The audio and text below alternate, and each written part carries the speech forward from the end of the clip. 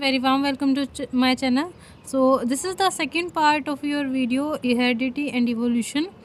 If you do not watch my previous video, you can watch my previous video. I will provide link in the description box. You can watch my video from there. So let's start. हमने last वाले में किया था we will cover the topic from the that of the heterozygous हमने complete कर लिया था कि जहाँ पर जीन्स की डिफरेंट अलील्स प्रेजेंट हैं वहाँ पर उसको हमने हेट्रोजाइगस बोल दिया था. Now let us we focus on the another important terms which is dominant. So यहाँ पर नाम ही इसका ऐसा इंडिकेशन कर रहा है कि डोमिनेंट का मीनिंग क्या होता है, ऐसा कोई फैक्टर या ऐसी allele which can express its effect, जो अपने इफ़ेक्ट को शो कर सकता है. ठीक है, तो डोमिनेंट क्या होगा, रिसेसिव के कैरेक्टरिस्टिक्स को दबा देगा, उसको हम बोलते हैं डोमिनेंट. मतलब ऐसा कोई भी फैक्टर या कोई भी allele which can express its effect, जो अपने इफ़ेक्ट को एक्सप्रेस कर सकता है, करवा सकता है, उसको हम क्या बोलते हैं, डोमिनेंट कैरेक्टरिस्टिक्स बोलते हैं. Whether it is present in the homozygous condition और it is present in the heterozygous condition. हमारा अगर हम होमोजाइगस कंडीशन की बात करते हैं, लाइक हमारा कैपिटल टी, और अगर हम कैपिटल टी कंसिडर करते हैं तो यहाँ पर क्या है, दोनों ही टोल हैं. ठीक है, दोनों ही टोल के लिए हैं. तो यहाँ पर क्या है, आपका ये जो कैपिटल टी है ये यहाँ पर क्या कर रही हैं, अपना डोमिनेंट कैरेक्टरिस्टिक्स शो कर रही हैं. और अगर हेट्रोजाइगस कंडीशन की अगर हम बात करते हैं तो लाइक दिस कि कैपिटल टी है और एक स्मॉल टी है, तो यहाँ पर क्या करेगा, इस स्मॉल टी के कैरेक्टरिस्टिक्स को ये वाला कैपिटल टी क्या कर देगा, एक्सप्रेस कर देगा. मतलब स्मॉल टी के एक्सप्रेशन को ये उभरने नहीं देगा, एक्सप्रेस नहीं करने देगा. तो इसीलिए कैपिटल टी यहाँ पर क्या है, डोमिनेंट कैरेक्टरिस्टिक्स है, और स्मॉल टी यहाँ पर क्या रहेगा, रिसेसिव कैरेक्टरिस्टिक्स रहेगा. याद कैसे करेंगे इसको, dominant which can express itself, जो अपने आप को एक्सप्रेस कर पाएगा वो तो होता है आपका डोमिनेंट कैरेक्टरिस्टिक्स, और जो अपने इफेक्ट को एक्सप्रेस नहीं कर पाता, which is unable to express its effect, उसको हम बोलते हैं रिसेसिव कैरेक्टरिस्टिक्स. आई होप ये आपको समझ में आया होगा.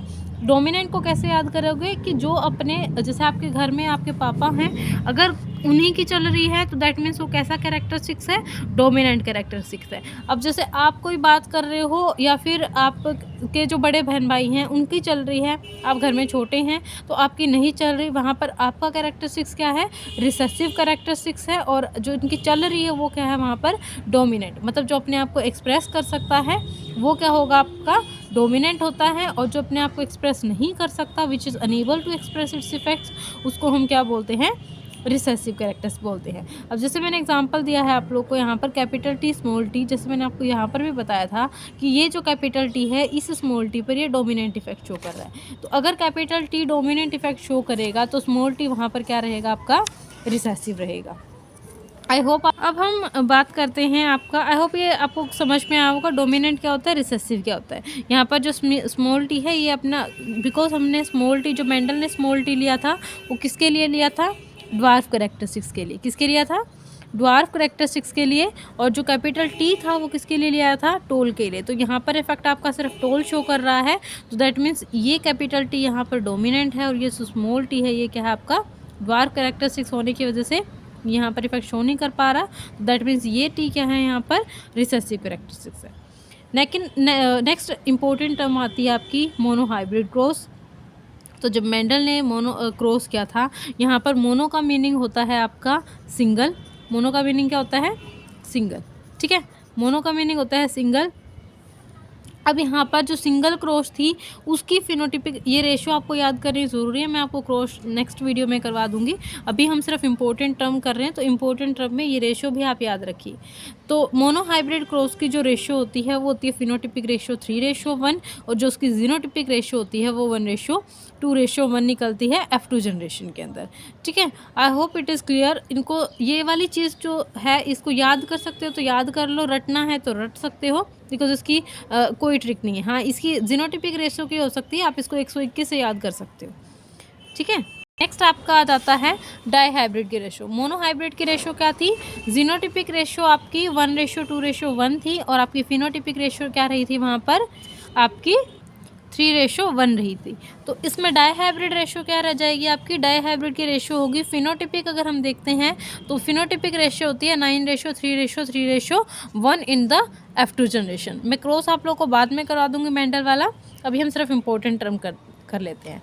नेक्स्ट आ जाते हैं आपका the important part of this chapter is the rules of inheritance of the trace, कि कौन कौन से ट्रेट के इनहेरिटेड होने में कौन कौन से रूल फॉलो होते हैं। तो सबसे पहले जब हम बात करते हैं कि ये किसने दिया था, तो law of inheritance was given by the GJ Mendel. GJ से हो जाएगा आपका ग्रेगर जोहन मेंडल। ठीक है, आप इसको लिखना चाहते हैं तो लिख भी सकते हैं। जीजे क्या है यहाँ पर, इनकी फुल फॉर्म है ग्रेगर जोहन मेंडल। इन्होंने लॉ ऑफ इनहेरिटेंस दिए थे। इन्होंने एक ही नहीं लॉ दिया था, इन्होंने 3-4 लॉ दिए थे। तो सबसे पहले पढ़ते हैं हम लॉ ऑफ पेयर्ड फैक्टर। ठीक है, इसमें क्या होता है, each character is represented in an organism by 2 factor or allele which occur on the same gene or 2 homologous chromosomes। कहने का मतलब हम एग्जांपल कंसिडर करते हैं कि जैसे कैपिटल टी हम 2 लेते हैं। कहीं भी आपने ऐसे सिंगल, जब आप मेंडल की क्रॉस कर रहे होंगे, अगर आप लोगों ने की भी है क्योंकि अभी तो एग्ज़ाम आने वाले हैं, तो जब आपने क्रॉस की होगी तो आपने कोई भी इस तरीके से सिंगल लिखा हुआ नहीं देखा होगा। अब जैसे इसको याद कैसे करेंगे लॉ ऑफ पेयर्ड फैक्टर का, कि जहाँ से यहाँ पर पेयर वर्ड दिया हुआ है। पेयर कैसे होता है कि एक से पेयर नहीं बनता, पेयर बनते हैं 2 के आने से। तो 2 के पेयर आने से मतलब कहीं भी आपने सिंगल स्मॉल टी या कैपिटल टी एक नहीं दिखेगा, एक होगा तो दैट मीन्स वो क्या है, आपके गैमेट्स हैं। ठीक है, यही बताया था आपके मेंडल ने। ठीक है, मेंडल ने। तो यहाँ पर एक है तो that means it represent the, या तो वो जीन है या वो क्या है, गैमेट के लिए है। तो यहाँ पर हमेशा जो आपको क्या मिलेगा, किसी भी ऑर्गेनिजम्स का हर एक जो कैरेक्टर है वो क्या दिखेगा आपको, पेयरिंग में दिखेगा। 2 फैक्टर allele या तो हो सकते हैं वो ऑन द सेम जीन और on the 2 homologous chromosome. Like capital T हो सकता है, यहाँ पर हो सकता है कैपिटल टी स्मॉल टी, मतलब 2 अलील की फॉर्म में मिलेगा, सिंगल आपको नहीं मिलेगा। ये होता है आपका लॉ ऑफ पेयर्ड फैक्टर, कि आपके जो कैरेक्टरिस्टिक्स हैं वो किस में मिलेंगे, पेयरिंग फॉर्म में मिलेंगे। नेक्स्ट आ जाता है आपका लॉ ऑफ डोमिनेंस। तो लॉ ऑफ डोमिनेंस क्या होता है, जैसे ही इसका वर्ड दिखाई दे रहा है डोमिनेंस, हमने डोमिनेंट क्या पढ़ा था, जिसके एक्सप्रेशन को हम देख सकते हैं वो क्या होता है, डोमिनेंट कैरेक्टर होता है। जिसके कैरेक्टर को नहीं देख सकते वो क्या होता है, आपका रिसेसिव कैरेक्टर हो सकता है। तो यहाँ पर लॉ ऑफ डोमिनेंस क्या कहता है, it is the phenomena of the repression of only 1 allele out of 2 allele present in the heterozygous और हाइब्रिड इंडिविजुअल। कहने का मतलब लॉ ऑफ डोमिनेंस ऐसा फिनोमिना जिसके अंदर क्या करेगा, ओनली एक ही अलील का क्या होगा, एक्सप्रेशन होगा, दूसरी अलील का एक्सप्रेशन क्या कर दिया जाएगा, रिप्रेस कर दिया जाएगा, मतलब दबा दिया जाएगा। Out of 2 allele। अब 2 allele कैसे हो सकते हैं, लाइक कैपिटल टी हो गया और एक स्मॉल टी मान लो। तो हम स्मॉल टी को यहाँ पर क्या कंसिडर कर रहे थे, पहले वाले एग्जांपल में भी रिसेसिव कंडीशन शो कर रहे थे, और आपका कैपिटल टी किसके लिए थी, आपकी डोमिनेंट के लिए थी। तो कहने का मतलब इस डोमिनेंट ने क्या किया, आगे रिसेसिव के कैरेक्टरिस्टिक्स को एक्सप्रेस कर दिया। तो यहाँ पर कैपिटल टी क्या था, आपका टोल था, स्मॉल टी आपका क्या था, ड्वार्फ था। तो इसके अंदर ओनली आपको किसके कैरेक्टर्स देखने को मिले थे, टोल प्लांट के। तो लॉ ऑफ डोमिनेंस भी आपको यही कहता है कि it is the phenomena of repression of only 1 allele out of 2 alleles। 2 allele के बीच में से किसी एक allele के कैरेक्टरिस्टिक्स को क्या कर दिया जाए, दबा दिया जाए। प्रेजेंट इन हेट्रोजाइगस, ये कैसी कंडीशन है आपकी, हेट्रोजाइगस। होमोजाइगस क्या होती है, जिसमें आपका सेम है। लाइक इसी में बता देती हूँ, ये कैपिटल टी कैसी कंडीशन है आपकी, होमोजाइगस कंडीशन। ये कैसी कंडीशन है, होमोजाइगस। तो ये वाली कंडीशन क्या है आपकी, हेट्रोजाइगस कंडीशन है। और hybrid individual, the allele which can express its effect is called as dominant factor और अलील। और ऐसा अलील जो अपनी एक्सप्रेशन दे सकता है उसको क्या बोलते हैं, हम डोमिनेंट फैक्टर बोलते हैं, या अलील भी कह सकते हो फैक्टर की जगह। और ऐसे अलील्स जो क्या नहीं कर सकते, अपने एक्सप्रेशन को एक्सप्रेस नहीं कर सकते, can not express its effects, is known as, क्या बोलेंगे आप उसको, रिसेसिव फैक्टर और अलील। आई होप आपको ऊपर वाली टर्म समझ में आई होंगी। नेक्स्ट आ जाता है आपका third Mendel law is the law of segregation. यहाँ पर सेग्रीगेट का मीनिंग क्या होता है, जब कोई भी टॉपिक पढ़ें तो पहले उस टॉपिक को अच्छे से समझ लें, ठीक है। तो यहाँ से हम इसको डिवाइड कर लेते हैं। लव सेग्रीगेशन क्या है? सेग्रीगेशन का मीनिंग होता है यहाँ पर सेपरेट होना, ठीक है।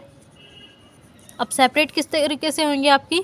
The two factor of a character which are together in an individual separate randomly at the time of genetic formation. कहने का मतलब जो कोई भी दो फैक्टर जिसके कैरेक्टर एक साथ हों इंडिविजुअल के अंदर, लेकिन जैसे ही उसकी क्या हो जेनेटिक फॉर्मेशन होना स्टार्ट हुए, कहने का मतलब उसके अंदर गैमेट बनना स्टार्ट हो, तो वो क्या हो जाए एक दूसरे से सेपरेट हो जाए, तो उसको हम क्या बोलते हैं? Law of segregation. The two factor of a character which are together, दो फैक्टर ऑफ किसी भी कैरेक्टर के दो फैक्टर जो एक साथ हैं इंडिविजुअल के अंदर, जो separate randomly at the time of genetic formation, मतलब गैमेट के फॉर्मेशन में एक दूसरे से क्या हो जाए? अलग अलग हो जाए, उनको क्या बोलते हैं हम? ये किसके अंदर इंक्लूड किया जाता है? लॉ ऑफ सेग्रीगेशन के अंदर। नेक्स्ट आ जाता है आपका next point, a gamete contain only single form of a character. और जो गैमेट होता है उसके अंदर क्या होता है? ओनली सिंगल फॉर्म होती है आपके किसी भी कैरेक्टरिस्टिक्स की। सो जैसे मैं आपको एग्जांपल बताती हूँ कि देखो ये कैपिटल टी स्मॉल टी है, ठीक है। इसके हम गैमेट बनाएंगे तो ये जाएगा कैपिटल टी, यहाँ से जाएगा स्मॉल टी, तो यहाँ से क्या हो गए? ये सेपरेट हो गए हैं, तो दैट मीन्स गैमेट फॉर्मेशन हो गई है। मैं एक और एग्जांपल आपको करके दिखा देती हूँ। लाइक कैपिटल टी है और कैपिटल टी है, ठीक है। एक आप लोग का मान लो कैपिटल आर मान लो और एक स्मॉल आर मान लो, तो यहाँ से अगर हम इसके गैमेट बनाएंगे तो इसके गैमेट कैसे बनेंगे आपके? कैपिटल टी और कैपिटल टी, मतलब ये दोनों जीन जो यहाँ पर एक साथ प्रेजेंट थे अब ये क्या हो जाएंगी? गैमेट फॉर्मेशन में सेपरेट हो जाएंगी, ठीक है। अब इसी के अगर हम गैमेट बनाएंगे तो ये क्या बन जाएंगे? कैपिटल आर और यहाँ से स्मॉल आर, तो ये क्या बन गए? गैमेट्स बन जाते। तो इस तरीके से क्या होते हैं आपके? ये किसको फॉलो कर रहा है? कौन सा लॉ है आपका? Law of segregation. I hope आपको वीडियो पसंद आई हो। आज की वीडियो यहीं तक रखती हूँ। बाकी का जो इम्पोर्टेंट टर्म्स हैं आपकी वो मैं नेक्स्ट वीडियो में कवर करवा दूँगी। आई थिंक ज़्यादा नहीं रही है अब इसके अंदर, वीडियो काफ़ी लंबी हो जाएगी। आई होप आपको वीडियो पसंद आई हो। If you like my video please hit the like button, share and subscribe. Till then stay safe, bye bye.